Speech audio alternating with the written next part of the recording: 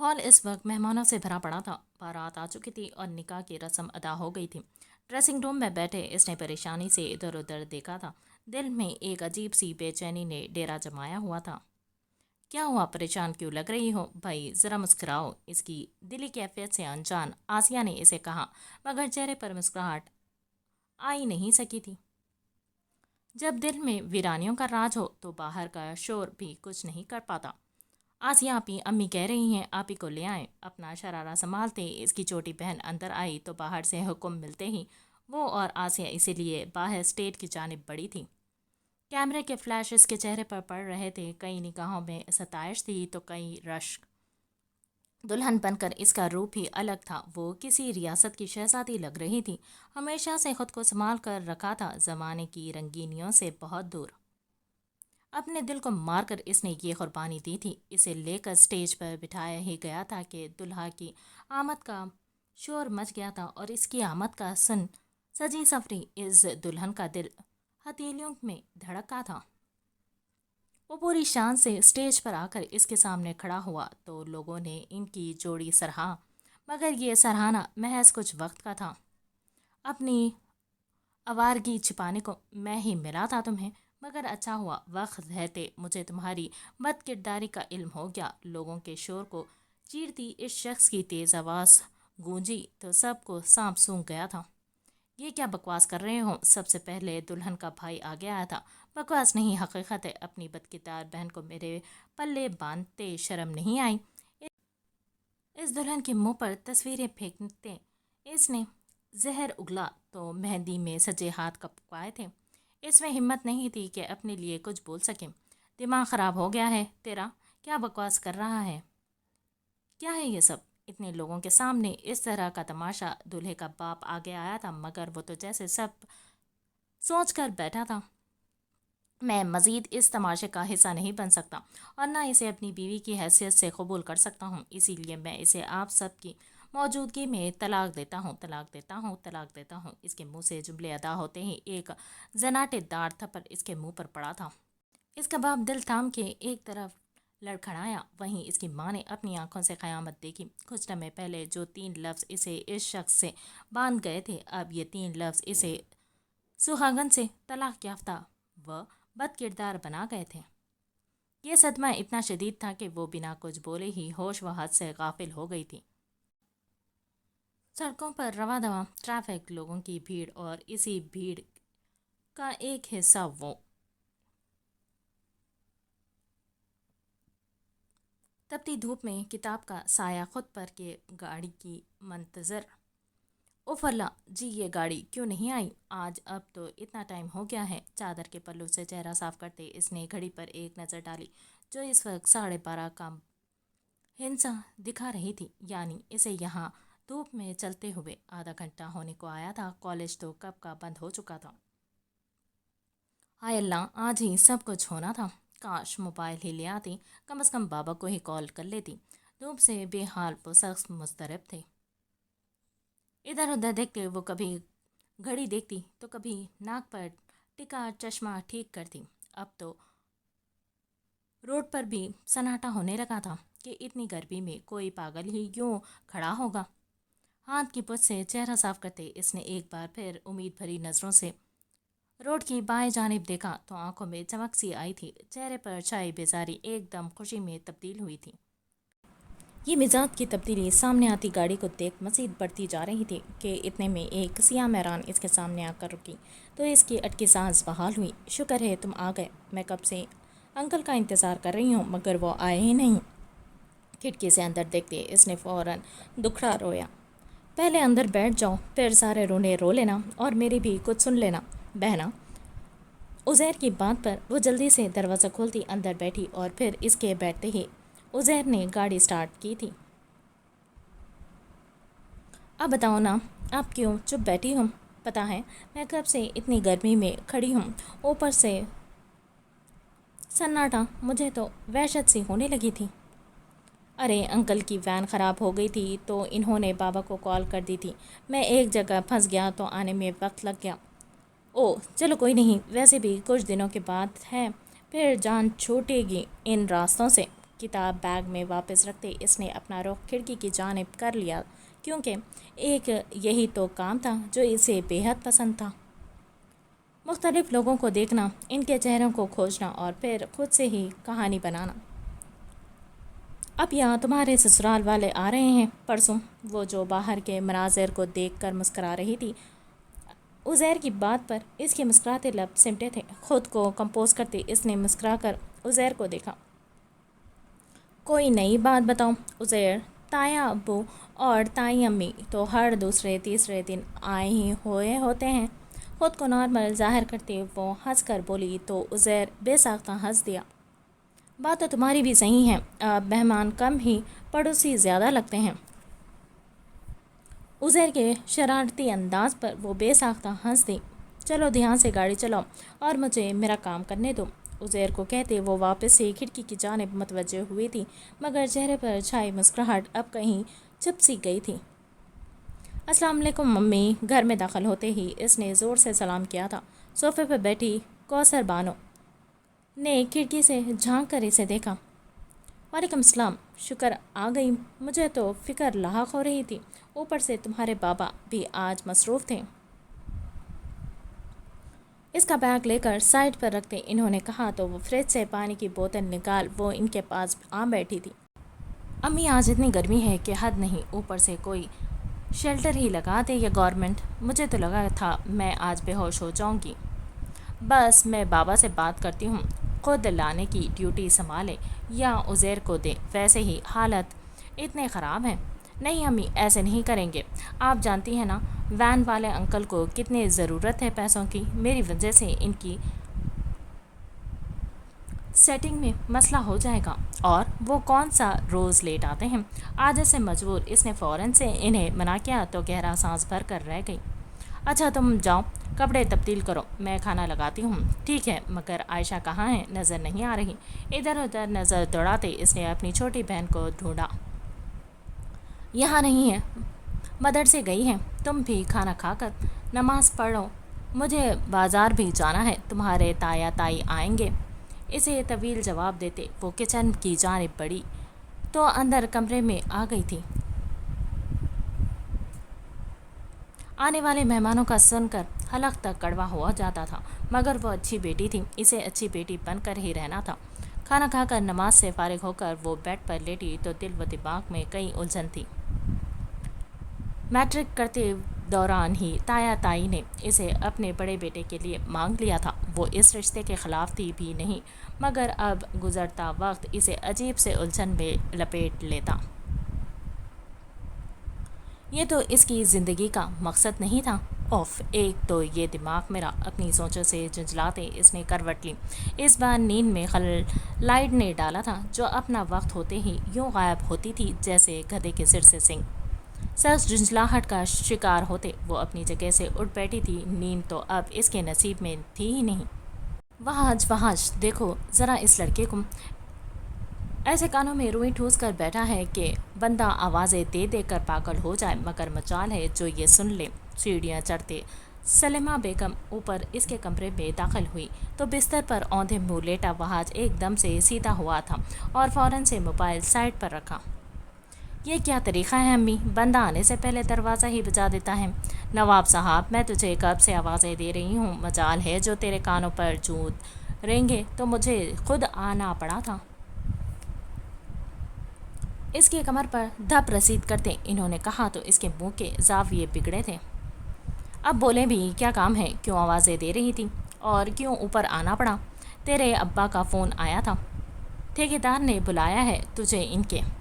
اوف بھائی، کتنی بار کہا ہے مجھے نہیں کرنی کسی کی غلامی، ابا کو آخر سمجھ کیوں نہیں آتی؟ تو کیا یوں ہی بے روزگار بیٹھا رہے گا؟ پرسوں جا رہے ہیں شادی کی بات کرنے اور تو ہے کہ بے روزگار؟ تو یہ بات چچا کو کون سا پتہ ہے؟ اور امی میں پہلے ہی بتا رہا ہوں، بنفشے کو گھر بیٹھنے کی ضرورت نہیں ہے، پہلے ہی بول دینا چچا کو کہ شادی کے بعد نوکری کرواؤں گا میں اس سے۔ تو اس کی نوکری کو چھوڑ اپنی ڈھونڈ، تیرے چچا پوچھیں گے تو کیا جواب دیں گے ہم؟ ارے بھائی وہی بولنا جو اتنے وقت سے بولتے آ رہے ہوں، کون سا چچا نے جا کر وہاں معلوم کر لینا ہے۔ رٹائی سے کہتے وہ اپنی جگہ سے اٹھا تو سلمہ بیگم سر تام کر رہ گئی تھی۔ یہ لڑکا تو ہاتھوں سے ہی نکلتا جا رہا ہے، کرتی ہوں اس کے ابا سے بات، جلد از جلد شادی کرے تاکہ کچھ ذمہ داریاں کا احساس ہو۔ غصے سے بڑبڑاتے وہ اس کا پھیلاوا سمیٹنے لگی، جبکہ ان کے بڑبڑاتے دیکھ وہ موبائل اٹھا کر باہر آ گیا اور موبائل میں نمبر ڈائل کر کے اس نے موبائل کان سے لگایا۔ دوسری طرف سے کال فوراً اٹھائی گئی تھی۔ سوری جان یار، ڈیڈ کی کال تھی، ایک اہم کال تھی، لاکھوں کا نقصان ہو جاتا میرا۔ او سوری وہاج، مجھے پتہ نہیں تھا، خیر آپ کام کر لیں۔ دوسری طرف سے اس بیچاری نے شرمندگی سے کہا، ارے میری جان، اٹس اوکے، میں بس جا رہا تھا، ڈرائیور گاڑی نکال رہا ہے، میں بعد میں بات کرتا ہوں۔ اسے کہتے فون کاٹتے اس نے گہرا سانس بھرا تھا۔ اوف، آج تو امی نے جان ہی نکال دی تھی۔ اپنی کھٹارا بائک نکالتا وہ ایک بار پھر آوار گردی کے لیے نکل چکا تھا۔ امی میں جا رہی ہوں، خیال رکھیے گا۔ چادر کو اچھے سے لیتے اس نے گیٹ کھولتے اس نے وہیں سے ہانک لگائی اور چپاک سے باہر غائب ہوئی تھی۔ وین آ چکی تھی اور اس کا مزید لیٹ ہونے کا کوئی ارادہ نہیں تھا۔ اف، ایک تو یہ لڑکی ہمیشہ ہوا کے گھوڑے پر سوار رہتی ہے۔ گیٹ بند کرتے وہ اندر آئیں تو سامنے ہی تخت پر عبدالعزیز صاحب براجمان تھے۔ کیا ہو گیا ہے بھائی؟ کچھ نہیں، خیر آپ ابھی مجھے سامان کا دیجیے گا، کل بھائی بھابھی نے آنا ہے۔ ٹرین کے سامنے سے سائڈ کرتے وہ اپنی جگہ پر بیٹھی تو موبائل میں مصروف انہوں نے سر ہلا دیا۔ میں ایک بات سوچ رہی تھی۔ کیا ہوا؟ آپ برا مت مانیے گا مگر نہ جانے کیوں مجھے اپنی بیا اور وہاج کا کوئی جوڑ ہی نہیں لگتا۔ وہ کسی کام میں دلچسپی نہیں دکھاتا، نہ جانے شادی کے بعد کیا ہوگا۔ وہ ماں تھی، جانتی تھی بنفشے لاکھ اس رشتے کو ناپسند کرے مگر وہ کبھی خود سے کچھ نہیں انہیں نہیں بولے گی۔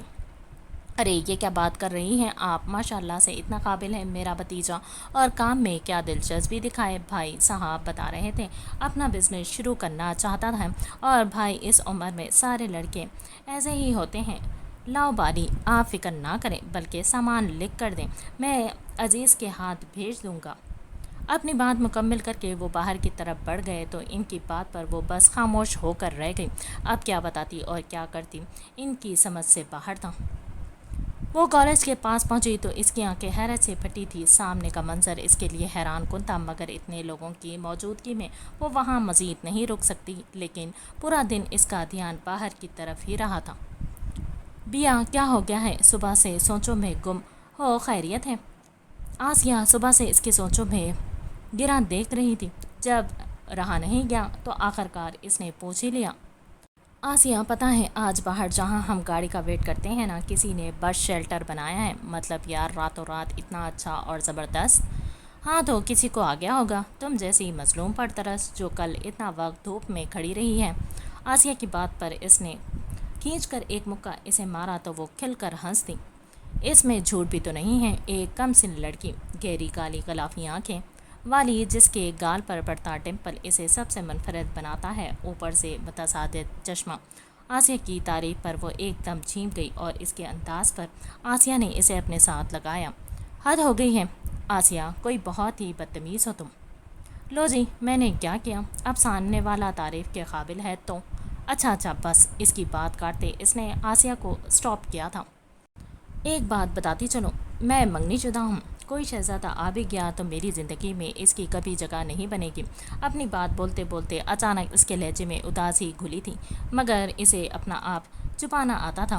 کالج سے باہر نکلتے وہ اس شیلٹر کے نیچے کھڑی ہوئی تو سائڈ میں لگے فین نے اسے مزید حیرت سے دوچار کیا تھا۔ یہ کون لینڈ لارڈ آ گیا ہے؟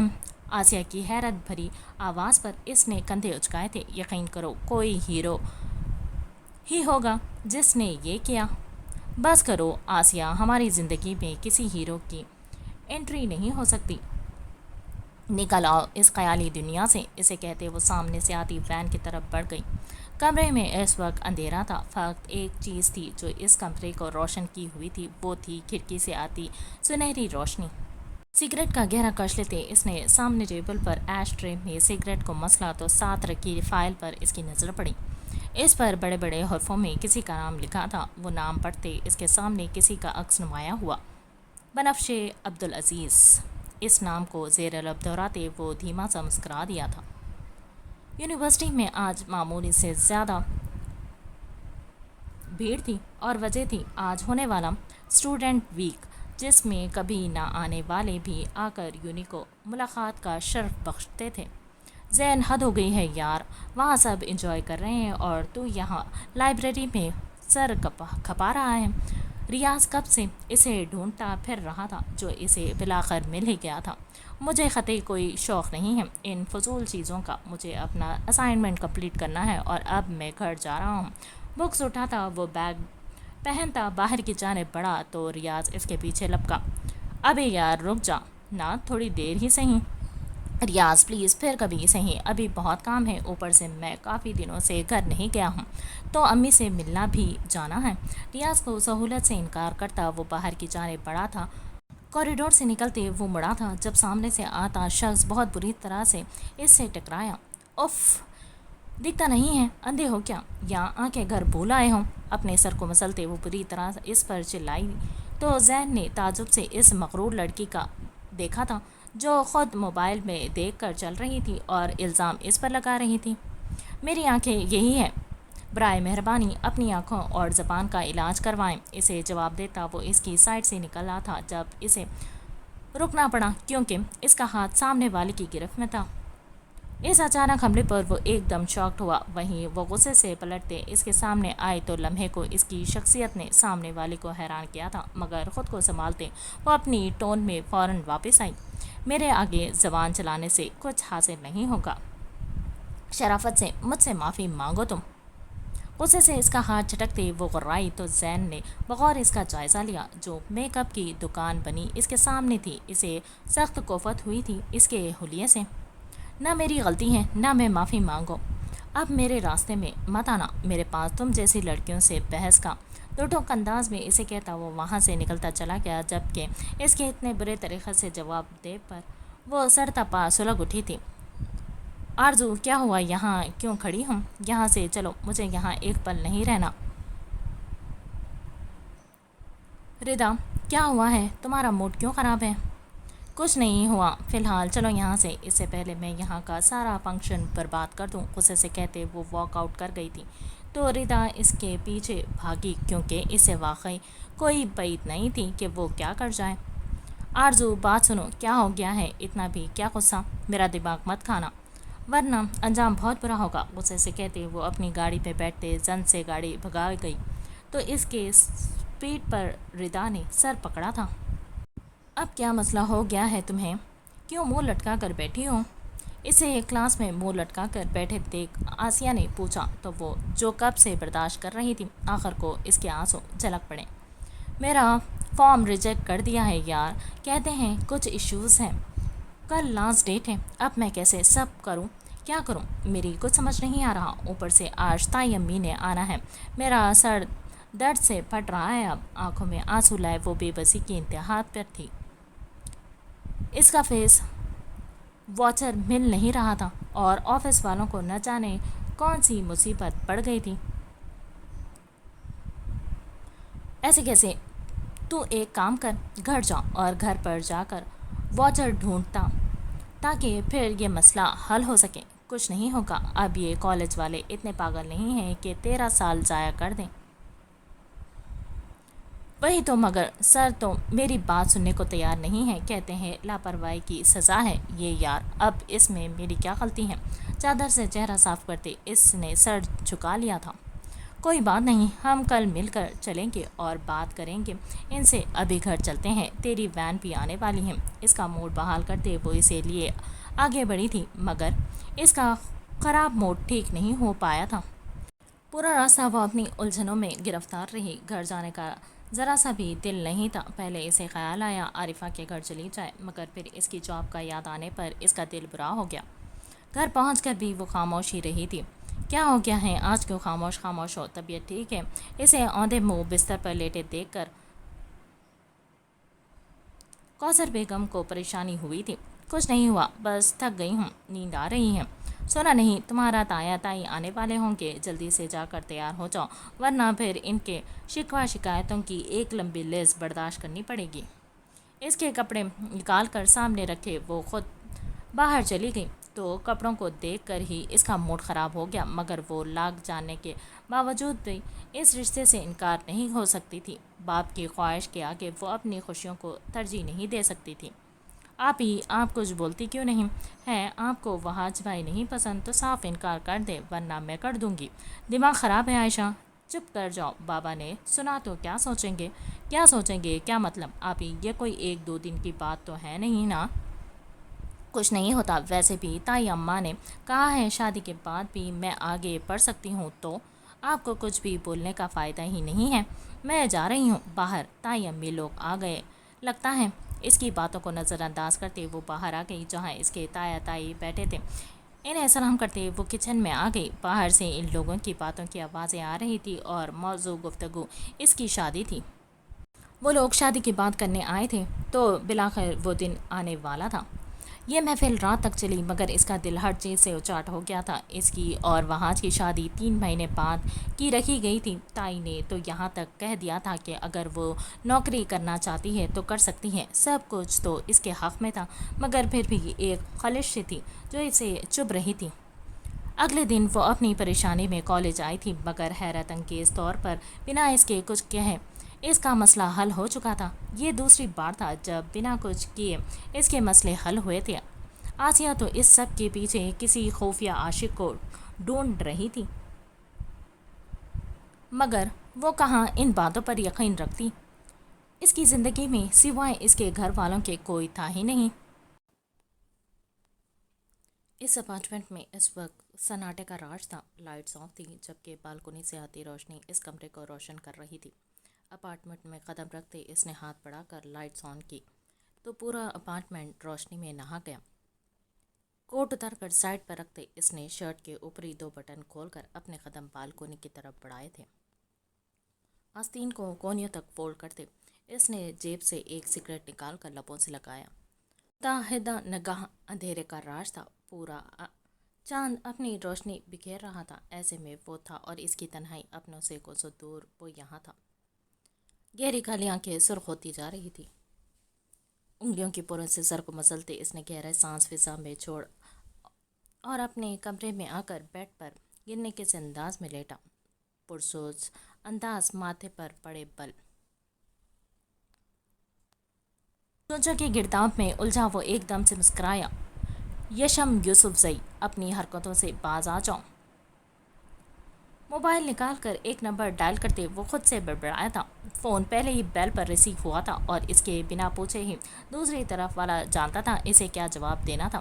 اس کے جواب سے مطمئن ہوتا وہ موبائل سائڈ پر رکھتے آنکھیں موند گیا، مگر آنکھوں موندے ہی کسی نے اپنا عکس اس کی آنکھوں میں بسایا تھا۔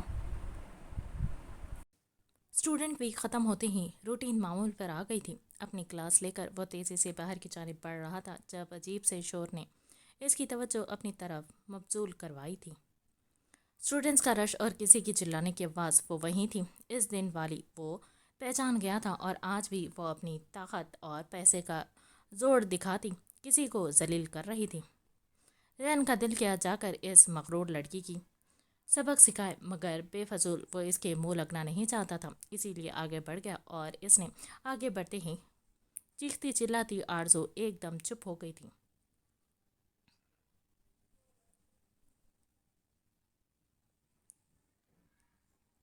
چلو ہو گیا تماشا، نکلو اب، مزے سے کہتی وہ آگے بڑھی تو سب نے حیرت سے اسے دیکھا کہ اب کیا نیا تماشا تھا۔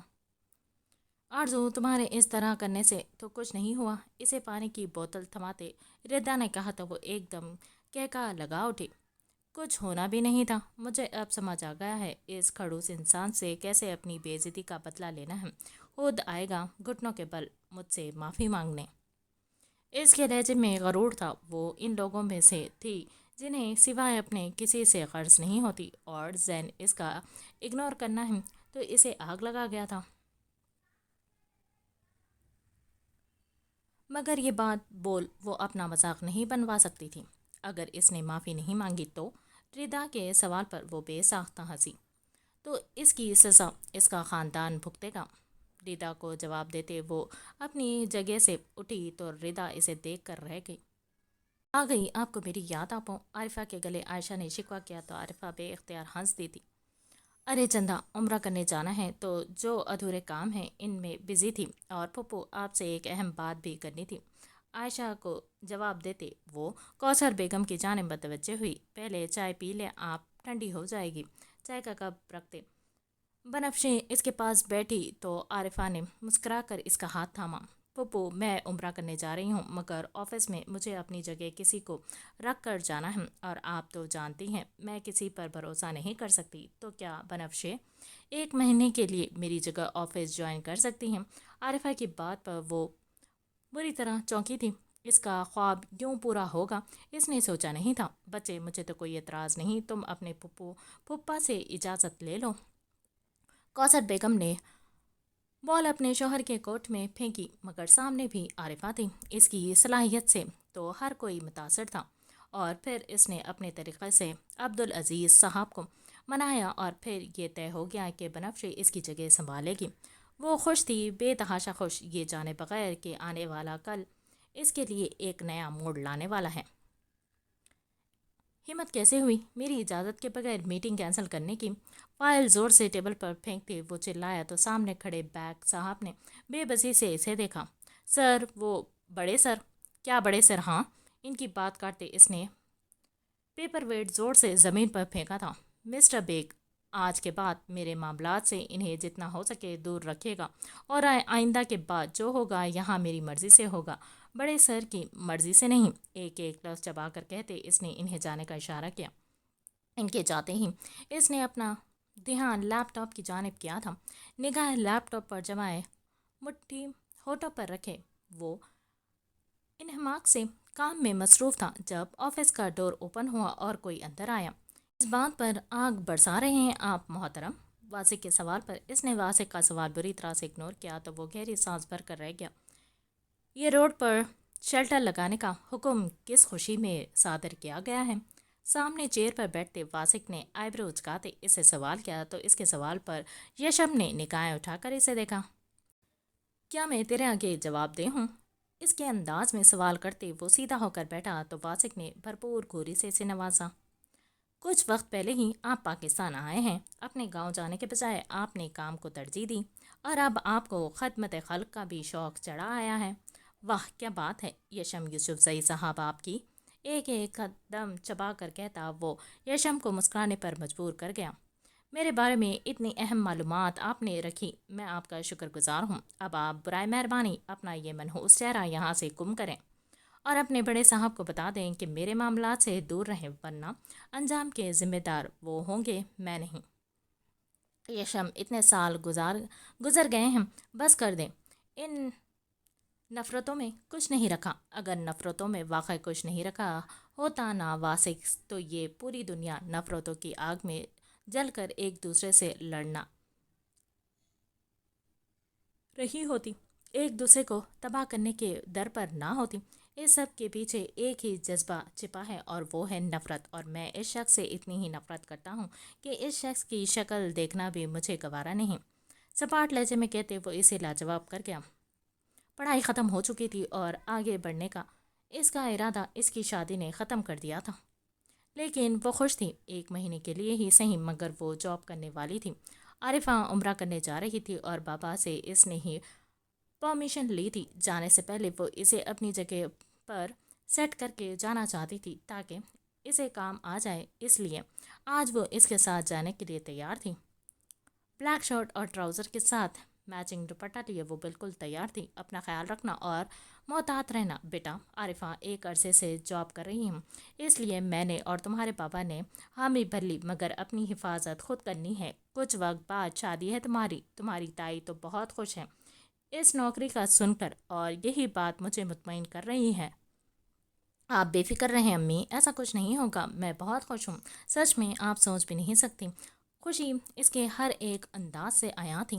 اچھا، اب جلدی سے چادر کو، عارفہ آتی ہی ہوگی۔ اس کا ماتھا چومتے وہ باہر بڑھ گئی تھی تو ان کے جاتے ہی اس نے ایک بار پھر اپنا جائزہ لیا، جلدی سے چادر اوڑھی۔ وہ باہر آئی تو سامنے ہی عارفہ صوفے پر براجمان تھی۔ اسے دیکھتے ہی وہ اپنی جگہ سے اٹھی تو بنفشی بھی اس کے ہی ہم قدم ہوئی تھی۔ عارفہ بھی تھینک یو سو مچ، کوئی تھینک یو نہیں، تم میں تو اتنی ہمت ہے نہیں کہ پھپھا کے سامنے اپنی خواہش کا اظہار کرو، اس لیے میں نے ہی یہ کام سر انجام دے دیا۔ عارفہ کی بات پر وہ سر ہلا کر رہ گئی۔ گاڑی آفس کی بلڈنگ کے سامنے رکی تو اتنی بڑی بلڈنگ دیکھ کر اس کے چہرے کے تاثرات تبدیل ہوئے۔ کراچی میں رہنے کے باوجود وہ سوائے گھر سے کالج اور کالج سے گھر کے کہیں نہیں گئی تھی۔ عارفہ کی ہمراہی میں اندر آتے وہ کافی متاثر ہوئی تھی۔ آفس کا ایک ایک کونا دیکھنے سے تعلق رکھتا تھا، کانچ کی دیواروں کے پیچھے کام کرتے لوگ۔ لفٹ کی مدد سے وہ لوگ اوپری منزل پر آئے تو عارفہ اسی لیے ایک کمرے میں آئی جہاں عارفہ کی ڈیسک تھی اور اسی کے ساتھ سامنے گلاس وال جس کے پیچھے سے اسے کچھ بھی نظر نہیں آیا۔ آپ ہی یہ اس وال کے پیچھے کیا ہے؟ یہ میرے باس کا آفس ہے اور تم ان کے سارے کام کرنے کی پابند ہو۔ جو کام میں کرتی ہوں وہ تمہیں کرنے ہوں گے۔ عارفہ نے بتانے کے ساتھ ساتھ ایک ڈائری اس کے حوالے کی۔ اور ایک بات، انہی کام میں کوئی غلطی برداشت نہیں، بندے کو کھڑے کھڑے فائر کر دیتے ہیں، اوپر سے اس جیسا کھڑوس انسان۔ پورا دن اس کا ہر چیز کو سمجھنے میں لگا تھا۔ وہ خوش تھی، پرجوش تھی، وہیں ایک ڈر بھی تھا، مگر وہ اس ایک مہینے میں اپنی خواہش کو پورا کرنا چاہتی تھی۔ آگے بڑھنے کی خواہش تو شاید کبھی پوری نہ ہو سکے، مگر وہ یہاں خود کو ثابت کرنا چاہتی تھی اور اس بات کا اس نے خود سے وعدہ کیا تھا۔ ریسٹورنٹ میں بیٹھا وہ مسلسل موبائل کو دیکھ رہا تھا جیسے کسی کے میسج کا انتظار ہو۔ اف، ایک تو یہ ان امیر زادوں کا بھی کوئی حال نہیں، بندہ انتظار کرتے کرتے سوکھ جائے۔ گھڑی کو دیکھتے وہ بیزاری شکل بنائے ادھر ادھر دیکھ رہا تھا جب سامنے سے اسے وہ آتی نظر آئی۔ اسے دیکھتے ہی ہر چیز پر چھائی بیزاری فوراً غائب ہوئی، چہرے پر مسکراہٹ لاتا وہ اپنی جگہ سے کھڑا ہوا تھا۔ وحش، تم تو واقعی وقت کے پابند ہو۔ اپنی سیٹ پر بیٹھتے وہ مسکرا کر بولی تو وہ ہنس دیا۔ بس کیا کریں، ڈرائیور آج چھٹی پر تھا تو میں خود ہی نکل آیا، تیز ڈرائیو کی اور سب یہاں۔ خوش مزاجی سے کہتے اس نے سامنے بیٹھی جدید تراش خراش کے کپڑوں میں ملبوس سنبل کو دیکھا جو ایک ادا سے بال جھٹکتے پیچھے کو ہو کر بیٹھی تھی۔ اس کے ہاتھ میں موجود گھڑی چیخ چیخ کر اپنی قیمت بتا رہی تھی۔ وحاج، یہ تمہارے لیے میں دبئی سے لائی تھی، مجھے امید ہے تمہیں پسند آئے گا۔ یہ گفٹ بیگ اس کے سامنے رکھتے وہ وحاج کے ہاتھ پر ہاتھ رکھ کر بولتے اسے کرنٹ سا لگا گئی۔ ارے جان، اس کی کیا ضرورت تھی، تم آ گئی واپس، یہی میرے لیے بہت ہے۔ ویسے میں نے سوچ لیا ہے اس بار کینیڈا ٹور پر جاؤں گا تو تمہیں ساتھ لے کر جاؤں گا۔ اس کے ہاتھ پر گرفت مضبوط کرتا وہ خوشگوار لہجے میں کہتا کھانا آرڈر کرنے لگا۔ بل میں پے کروں گی۔ اس سے پہلے وہ کچھ آرڈر کرتا وہ فوراً سے بول اٹھی، اور بھلا اندھے کو کیا چاہیے، دو آنکھیں۔ تھوڑی تگ و دو کے بعد وہ راضی ہو گیا، اور پھر اس ملاقات کے بعد اس نے کون سا دوبارہ اس لڑکی سے ملنا تھا۔ اچھا خاصا ڈنر اور پھر اس سے مہنگا ترین تحفہ وصول کرتے وہ خوش پاش سا گھر میں داخل ہوا، مگر سامنے بیٹھے اپنے باپ کو دیکھتے ہی اس نے چہرے کے تاثرات بگڑے تھے۔ یہ وقت ہے گھر آنے کا، ٹائم دیکھا ہے کیا ہو رہا ہے؟ اگر یوں ہی آوارہ گردی کرنے ہیں تو بتا دے مجھے تاکہ میں دوسروں کے آگے شرمندہ نہ ہوں۔ تجھے کہا تھا سیٹ کے پاس چلے جانا، تیری نوکری کی بات کی ہے، مگر مجال ہے جو تجھے کچھ سمجھ آ جائے۔ بس کر دو یار، ابا ابھی گھر میں آیا بھی نہیں ہوں، تم شروع ہو گئے۔ اور تو کیا کروں، شادی ہے تیری اور تجھے کام نہیں کرنا، کیا کھلائے گا اسے؟ اس کا بس نہیں چل رہا تھا آج وہاج کی چترول کر جائے۔ میں نے نہیں کہا تھا کہ میری شادی اس سے کرواؤ، اب آئے گی تو خود ہی کمائے اور کھائے، اماں بھی تو سلائی کرتی ہے، وہ بھی کر لے گی۔ وہ ڈھیٹ بنا آج ہر حد پار کر رہا تھا۔ میرے سر پر لاد دیا ہے اسے، ارے عجیب کوئی دبو سی تو ہے، کوئی ڈھنگ نہیں ہے، نہ بات کرنے کی تمیز ہے، اور لے کر میرے گلے باندھ رہے ہیں اسے۔ چپ ہوں تو ابا چپ ہی رہنے تم، خود لا رہے ہو تو خود ہی کھلانا اسے، میری ذمہ داری نہیں ہے وہ۔ تڑک کر انہیں کہتا وہ سیڑھیاں چڑھتا اوپر چلے گیا، اور اس کی بات پر وہ سر تھام کر رہ گئے۔ وہاج کے ابا پریشان نہ ہوں، دیکھنا شادی کے بعد سب ٹھیک ہو جائے گا۔ ان کو پریشان دیکھ انہوں نے دلاسا دیا۔ لوگ اپنے بگڑے بیٹے کی شادی کروانے پر بضد ہوتے ہیں کہ آنے والی اسے ٹھیک کر دے گی، مگر اس چکر میں آنے والی کا پورا مستقبل روتے سسکتے گزرتا ہے، اور یہی بات یہاں لوگوں کو سمجھ نہیں آتی۔ اپنی خراب اولاد کو سدھارنے کے چکر میں وہ دوسروں کی بیٹی کی زندگی داؤں پر لگا دیتے ہیں۔ اپنے آفس میں بیٹھا وہ لیپ ٹاپ پر نظریں جمائے بیٹھا تھا۔ کچھ دیر بعد اس کی ایک میٹنگ تھی۔ اہم پوائنٹس پر نظر ڈالتے اس نے انٹرکام سے کافی منگوائی اور واپس سے اپنے کام میں مصروف ہو گیا۔ ایک ہاتھ گال پر ٹکائے دوسرے سے کی بورڈ چلاتے وہ حد سے زیادہ مصروف تھا جب ڈور ناک ہونے کی آواز نے اس کی توجہ اہم کام سے ہٹائی تھی۔ یس، باہر والے کو اندر آنے کی پرمیشن دیتا وہ واپس سے اپنے کام میں مصروف ہوتا جب کسی نے اس کی ٹیبل پر کافی کا مگ رکھا تھا اور کافی کا مگ رکھتے کپ کپاتے ہاتھوں نے بہت اچانک ہی اس کی توجہ اپنی طرف کھینچی تھی۔ اس نے سر اٹھا کر سامنے دیکھا جو جیسے اسے لگا وقت تھم سا گیا ہوں۔ کی بورڈ پر چلتا اس کا ہاتھ ساکت ہوا تھا۔ وہ سامنے تھی۔ کیا یہ خواب تھا یا اس کا وہم؟ وہ سمجھ نہیں سکا، مگر اسے یوں اپنے اتنے قریب دیکھ کر وہ سانس لینا بھول گیا تھا۔ سر، آپ کی کافی۔ اس کی نظروں سے گھبراتے اس نے جلدی سے کافی اس کے سامنے رکھی تھی۔ وہ نہیں جانتی تھی کیوں، مگر اس شخص کی نظروں نے اسے اچانک سے بوکھلا دیا تھا۔ کافی رکھتے ہی وہ جیسے ہی واپس کے لیے تو اسے ہوش آیا۔ اپنی بے اختیاری پر شرمندہ ہوتے یشم نے اسے پکارا، آپ یہاں؟ مس عارفہ کہاں ہیں؟ اتنا نرم لہجہ اگر کوئی دوسرا سنتا تو یقیناً بے ہوش ہو جاتا۔ سر، وہ مس عارفہ عمرہ کرنے۔ اٹس اوکے، میں سمجھ گیا۔ اس کی گھبراہٹ دیکھتے وہ اسے ٹوک گیا۔ آپ جا سکتے ہیں۔ اجازت ملتے ہی وہ تیر کی تیزی سے باہر اپنی سیٹ پر آئی تھی۔ دل بری طرح سے دھڑک رہا تھا۔ جو کچھ عارفہ نے اسے باس کے بارے میں بتایا تھا، اسے جاننے کے بعد اس کا خوف زدہ ہونا بنتا بھی تھا۔ یا اللہ، یہ تو دیکھنے میں ہی اتنے کھڑوس ہیں۔ دل پر ہاتھ رکھتے اس نے خود کو پرسکون کیا اور پھر سارا دھیان اپنے کام پر لگا دیا۔ عارفہ کی ساری باتوں پر دھیان میں رکھنے اس نے پھر سے اپنا کام شروع کیا تھا۔ سر، آپ نے بلایا؟ کمرے میں داخل ہوتے بیگ صاحب نے اس سے سوال کیا جو نہ جانے کیا سوچنے میں مصروف تھا۔ ان کی آواز پر چونکا۔ ہاں بیگ صاحب، یہ جو باہر لڑکی ہے یہ کون ہے؟ مطلب پچھلے ہفتے تو یہ نہیں تھی۔ سر، میں نے آپ کو بتایا تھا نا کہ آپ کی اسسٹنٹ جو ہے وہ عمرہ کرنے جا رہی ہیں، تو میں نے آپ سے بات کی تھی کہ وہ اپنی جگہ اپنی کزن کو بھیجے گی۔ مسٹر بیگ کے یاد دلانے پر اسے یاد آیا اسے یہ پتا تھا کہ اس کی اسسٹنٹ جا رہی ہے، مگر اس کی جگہ کون آئے گا اس بات کا اسے ذرا بھی اندازہ نہیں تھا۔ بنفشے عبدالعزیز آپ کی اسسٹنٹ ہے جب تک عارفہ نہیں آ جاتی۔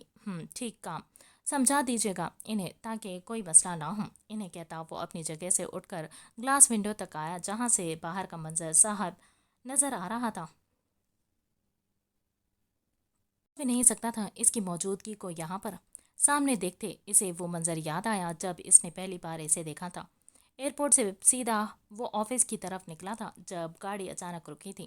ڈرائیور گاڑی چیک کرنے باہر نکلا تو سامنے غیر ارادی طور پر ادھر ادھر دیکھتا تو ایک جگہ آ کر اس کی نظر ٹھہر سی گئی تھی۔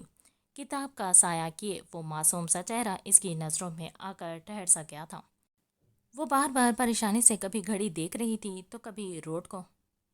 آنکھوں پر ٹکا چشمہ بار بار ٹھیک کرتے وہ یشم یوسف زئی کے دل میں ایک عجیب سا احساس پیدا کر گئی تھی۔ وہ جو اپنی دنیا کا بادشاہ تھا، جس کے آگے کوئی ٹک نہیں سکتا تھا، آج ایک معمولی سے لڑکی کی ایک جھلک نے اسے ساکت کیا۔ وہ سمجھ نہیں سکا کہ ایسا اس میں کیا ہے، مگر ہاں وہ ٹھٹکا تھا۔ وجہ وہ جان نہیں سکا، مگر وہاں سے نکلنے سے پہلے وہ اپنے بندے کو ایک کام کر لگا گیا تھا۔ اگلے دن اس کے لیے شیلٹر وہاں موجود تھا۔ وہ اسے بھولنا چاہتا تھا، مگر اس کا بار بار یشم کے سامنے آنا، وہ اس کھیل کو سمجھ نہیں پا رہا تھا جو قدرت نے اس کے کھیلا تھا۔ اس کے وہم و گمان میں نہیں تھا۔ جس لڑکی کو دیکھ وہ ٹھٹکا تھا وہ یوں آج اس کے روبرو ہوگی، مگر وہ اسے کچھ کہہ نہیں سکے گا۔ بنفشے کی فائل ابھی بھی اس کے پاس تھی، مگر وہ اسے کھول نہیں سکا۔ اسے یوں دیکھ وہ نہ جانے کیوں واپس سے اپنی قول میں سمٹا تھا۔ نہیں یشم یوسف زئی، محبت نہیں کرنی یہ ایک لفظ نہیں ہے، یہ وہ زہر ہے جو تمہیں مار دے گا۔ اس کی فائل سے نظر ہٹاتے اس نے سیٹ کی پشت سے ٹیک لگا کر آنکھیں موند لی۔ یار زین، اس ہفتے ہم لوگ پارٹی کر رہے ہیں، تو آئے گا نا؟ علی نے اس کے ساتھ چلتے اس سے پوچھا تو اس کا سر فوراً سے نہ میں ہلا تھا۔ تو جانتا ہے میں اس طرح کی چیزوں کو پسند نہیں کرتا، پھر بھی بار بار پوچھتا ہے، جبکہ جواب تو جانتا ہے میرا۔ بار بار اس لیے پوچھتا ہوں کہ کیا پتا تیرا مائنڈ چینج ہو جائے۔ ناممکن، مجھے ایسی خرافات میں پڑھنے کا کوئی شوق ہے، تو جانتا ہے مجھے آگے بڑھنا ہے، اپنے ماں باپ کا خواب پورا کرنا ہے۔ میں محنت کروں گا تو ہی کامیابی حاصل کر سکوں گا۔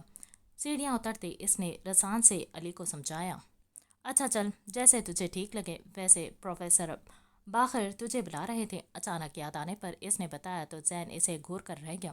کام کی بات تو ہمیشہ لاسٹ میں ہی بتایا کرتا ہے مجھے۔ اسے کہتے اس نے آفس کی طرف رخ کیا۔ سر باخر سے مل کر وہ باہر تو اسے علی کہیں نظر نہیں آیا۔ واپسی کے لیے مڑے تو وہ جیسے ہی آگے بڑھا، کسی نے اچانک اس کے آگے اپنی ٹانگ اڑائی تھی۔ اگر وہ دیوار کو نہ تھامتا تو بری طرح سے زمین بوس ہوتا۔ یہ کیا بدتمیزی ہے؟ سامنے کھڑی آرزو کو دیکھ کر اس کے ماتھے پر بل آئے۔ بدتمیزی یہ نہیں، وہ ہے جو تم نے اس دن میرے ساتھ کی تھی۔ تمہاری حرکت اسی لائق تھی، اور مس تمہارا جو بھی نام ہے، آئندہ میرے راستے میں مت آنا، ورنہ اچھا نہیں ہوگا۔ آئی سمجھ؟ اسے تنبیہ کرتے وہ آگے بڑھا۔ جب وہ دوبارہ اس کے راستے میں آئیں، اپنی بہنوں سے بھی ایسے ہی بات کرتے ہو تم مسٹر زین؟ وہ اس کے بارے میں ساری معلومات لے کر بیٹھی تھی۔ ہرگز نہیں، کیونکہ میری بہنیں تمہاری طرح نہیں ہیں، جنہیں نہ اپنی عزت کی پرواہ ہے نہ اپنے ماں باپ کی۔ میری جگہ کوئی اور ہوتا تو شاید اب تک اچھے سے سبق سکھا چکا ہوتا۔ آئندہ اگر میرے سامنے آئی تو اچھا نہیں ہوگا۔ اور ہاں، ایک بات، آگے بڑھتے وہ ایک دم رکا تھا، آئندہ خود کو میری بہنوں سے کمپیئر مت کرنا، کیونکہ تم ان کی برابری کبھی نہیں کر سکتی۔ اسے کہتا وہ وہاں رکا نہیں تھا۔ پہلے ہی کام پڑھائی کو لے کر اتنا بوجھ تھا، اوپر سے اس لڑکی کا یوں بار بار سامنے آنا۔ وہ نہ چاہتے ہوئے بھی اسے سنا گیا تھا، جبکہ دوسری طرف اس کے لفظوں پر وہ سر تپاؤ سلگ اٹھی تھی۔ بہت غرور ہے تمہیں زین اپنی بہنوں پر، مگر افسوس تم ابھی مجھے جانتے ہی نہیں ہو۔ اب دیکھنا تمہارا یہ غرور نہ توڑا تو میرا نام بھی آرزو مشارف نہیں ہے۔ خود سے کہتی وہ موبائل کی طرف متوجہ ہو گئی۔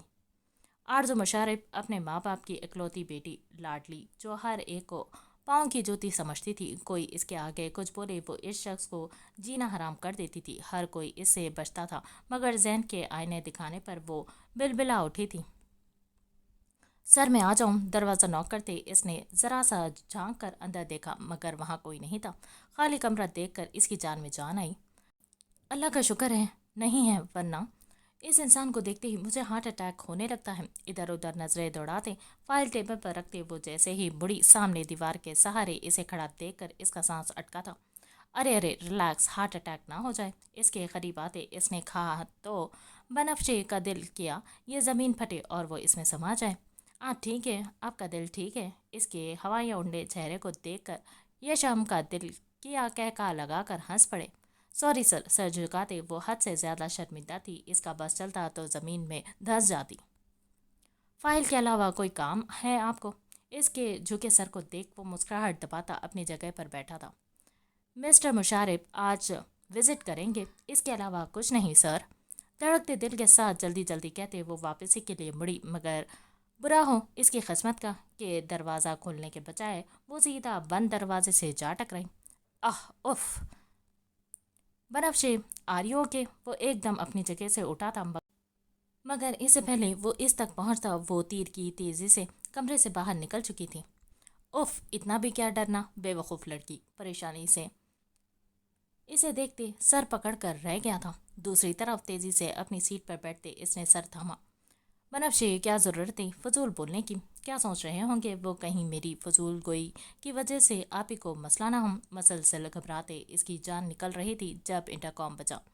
اس کی آواز پر وہ ایک دم چونک کر سیدھی ہوئی تھی۔ جلدی سے فون ریسیو کیا تو دوسری طرف یشم تھا۔ مس بنفشے، میرے روم میں آئیں۔ بھاری گمبھیر آواز جسے سن کر ہی اس کے ہاتھ کانپے تھے۔ دل تو نہیں تھا، مگر مرتے کیا نہ کرتے کہ مستعد خود کو مضبوط بناتے۔ وہ اس کے کمرے میں آئے تو وہ کام میں مصروف تھا۔ اس کی موجودگی محسوس کر یشم نے سر اٹھا کر اسے دیکھا۔ آ جائیں، بیٹھے، اسے اشارہ کرتے یشم نے فائل کھولی تھی۔ Thank you sir. سیٹ پر بیٹھتے اس نے قدرے آہستہ آواز میں اس کا شکریہ ادا کیا۔ مس بنفشے، کیا میں بہت خوفناک دکھتا ہوں؟ اس کی نظریں فائل پر تھیں، مگر سوال بنفشے سے کیا تھا؟ جی، میرا مطلب ہاں، مطلب نہیں، آپ خوفناک تو نہیں ہیں؟ وہ جو پہلے ہی حواس باختہ تھی اس سوال پر گڑبڑا گئی۔ ہاں یا نہیں، ایک بتائیں۔ سر، آپ خوفناک نہیں دکھتے۔ تو مجھ سے ڈرنا چھوڑ دیں، میں کوئی جن نہیں ہوں جو آپ اتنی خوفزدہ رہتی ہیں۔ آپ یہاں کام سیکھیں، تجربہ حاصل کریں۔ ڈر کر رہیں گی تو سیکھیں گی کیسے؟ ریلیکس ہو کر کام کریں، کوئی آپ کو کچھ نہیں کہے گا، ٹھیک ہے نا؟ اپنی بات مکمل کرتے اس نے بنفشے کی رائے مانگی تو وہ جلدی سے سر ہاں میں ہلا گئی۔ گڈ، اب آپ جا کر میری فائل ریڈی کریں۔ اس کی اجازت ملتے ہی وہ فوراً سے باہر آئی تھی، اور آج اسے احساس بھی ہوا تھا کہ اس پورے وقت میں یشم نے ایک بار بھی اس کی طرف نہیں دیکھا تھا۔ فضول سوچنے سے سر جھٹکتے وہ اس کے دیے گئے کام میں مصروف ہو گئی۔